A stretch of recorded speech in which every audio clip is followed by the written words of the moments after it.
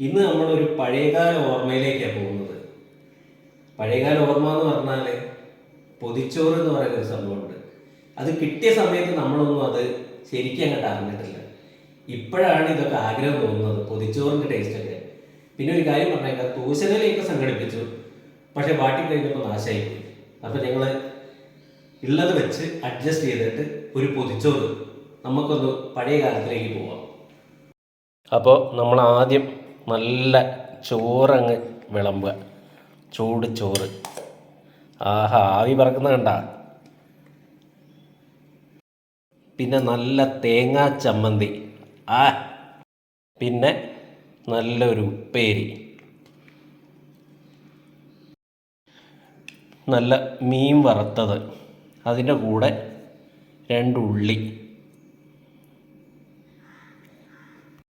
പിന്നെ കുറച്ച് ചിക്കൻ വറുത്തത്, പിന്നെ എരിവിന് 2 കൊണ്ടാട്ടമുളക്,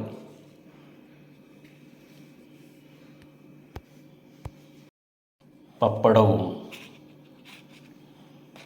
അവസാനമായി നല്ല ഉള്ളിയും മുളകും ഇട്ട ഒരു കോഴിമുട്ട പൊരിച്ചത് അതിൻ്റെ മുകളിൽ അങ്ങോട്ട് വയ്ക്കുക. അപ്പോൾ ഇതെല്ലാം ഭാര്യ സെറ്റ് ചെയ്ത് തന്നാണ്. ഇനി നമുക്കിതൊക്കെ കൂടി നന്നായി ഒന്ന് പൊതിഞ്ഞ് അരമണിക്കൂർ ഒന്ന് റെസ്റ്റ് ചെയ്യാം. നമ്മളുടെ ഒരു ആഗ്രഹമാണ്, അതുപോലെ നടന്നോളണമെന്നില്ല. അപ്പോൾ എങ്ങനെയൊക്കെ കഷ്ടപ്പെട്ട് ഇത് സെറ്റാക്കിയിട്ടുണ്ട്, അത്ര പരിചയമൊന്നുമില്ല. ഇനി നമുക്ക് കുറച്ച് കഴിഞ്ഞ് നോക്കാം. അപ്പോൾ നമുക്ക് എന്തായി എന്ന് നോക്കാം.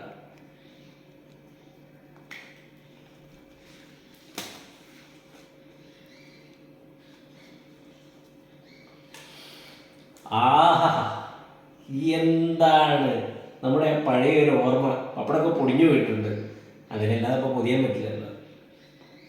ചമ്മന്തി, ചോറ്.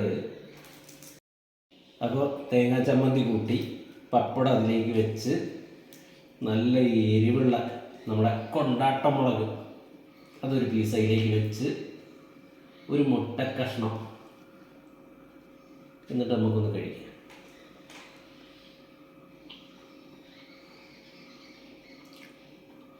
ആയ്, എന്താ ടേസ്റ്റ്!